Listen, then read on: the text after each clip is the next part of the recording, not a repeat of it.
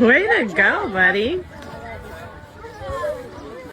Anyways, don't expect either of these quarterbacks tonight to be that nonchalant. Anyway, though, yeah, we got a pretty big game here on Monday night. At least both these teams have more hope than the Ravens. Let's get this thing going.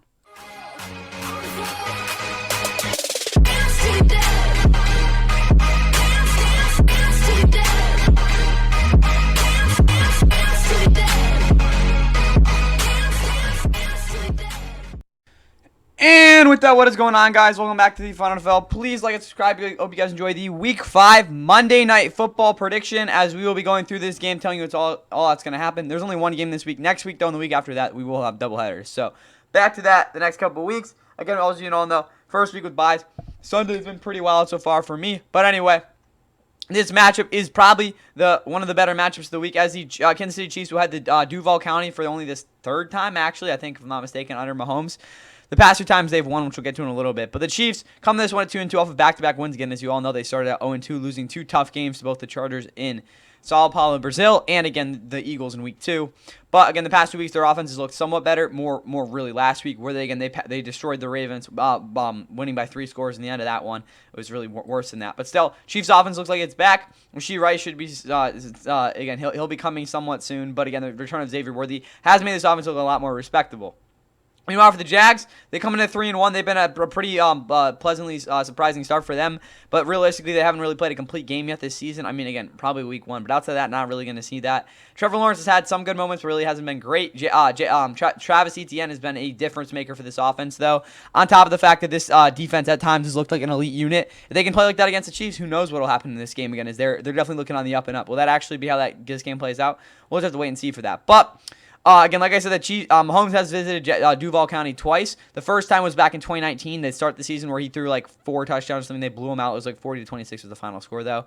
That was like when Minshew Mania started and stuff. And then they also played in 2023 they played in Jacksonville, and the Chiefs won that one, an ugly one, 17-9. With that said, though, this game will be at 8:15 on ESPN, ABC, ESPN Deportes, as well as streaming live on the ESPN app, and I think there's some other stuff. NFL Plus has this game as well. Again, a lot of shenanigans for this thing. Announcing it will be, as always, Joe Buck, Troy Aikman, Lisa Salters, Laura Rutledge will be on the sidelines. Again, no criminal charges against Troy Aikman just yet.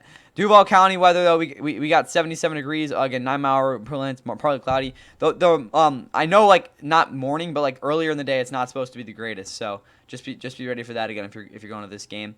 Other than that, though, for the Chiefs, again, Matt Holmes is at quarterback. Isaiah Pacheco, Kareem Hunter in the backfield. Neither of them have gotten off to good starts this season. Xavier Worthy, like I said, has been really good. And again, his 1 start so far. Hollywood Brown has really, outside of Week 1, not done much. Juju has been a okay slot option. Tyquan Thorne has really been their most productive receiver, as you can see. Again, pretty solid numbers for a guy who is, again, thought to be a bust. Rasheed Rice, like I said, still another week, again, being suspended. Jalen Royals is also there, though. Travis Kelce, Noah Gray are both at tight end. O-line-wise, Josh Simmons, Kingsley Suyamatata, or whatever the heck you want to pronounce it, Akuda Matata, whatever the heck it is. Creed Humphrey, Trey Smith, Juwan Taylor round out this offensive line.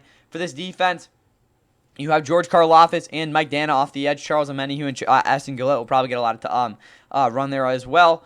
Omar Norton, lots questionable. Derek Nani, I guess, would start if he can't go. Again, Chris Jones there as well. Linebackers are healthy. Trent McDuffie, Jalen Watson, Shamari Connor, all are going to probably be challenged in this game. Brian Cook and Jaden Reed are both at safeties. Or not Jaden Reed, Jaden Hicks, my bad. Harrison Bucker, Matt Ariza, Nick Murigio, and James Winchester round out things there for the Chiefs. Then we move over to the Jaguars.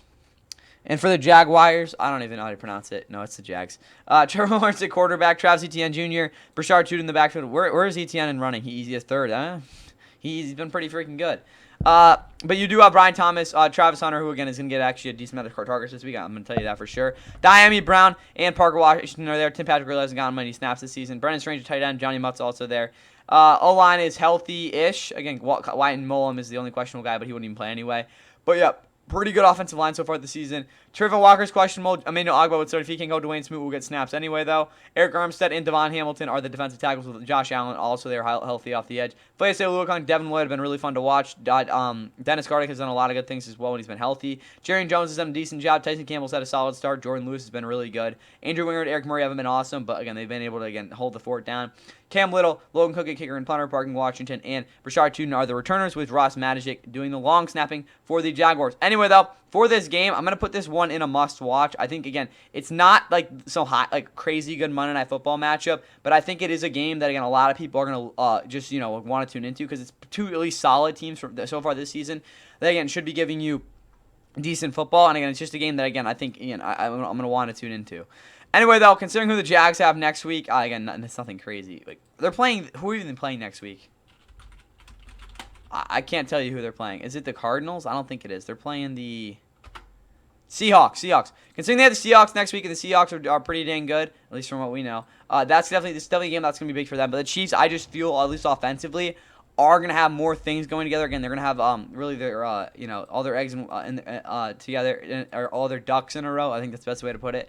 And they'll be able to put together a more complete game. I don't think the Jags are a worse team than the Chiefs in terms of overall talent in some facets. But I'm going to say the Chiefs pull this one out 29-24 in what should be a pretty solid game. If we do the math on that, what is that? 53 points, I think. But yeah, I have the Chiefs winning this one 29-24. Expect a pretty solid game. And yeah, see if the recap of this tomorrow. Go check out the NFL Sunday recap, which again will have all the highlights and everything you need to know from Sunday, which will be coming out pretty soon if I had to guess. Anyway, though, that's all I got for you guys here. Enjoy the game. In motion, Mahomes looks that way. Now will fire and hit his man at the 40. Oh, look out! Sammy Watkins takes it all the way. Explosion in Jacksonville. 68-yard touchdown. Just a hook route over the middle. He's got yardage for the first down.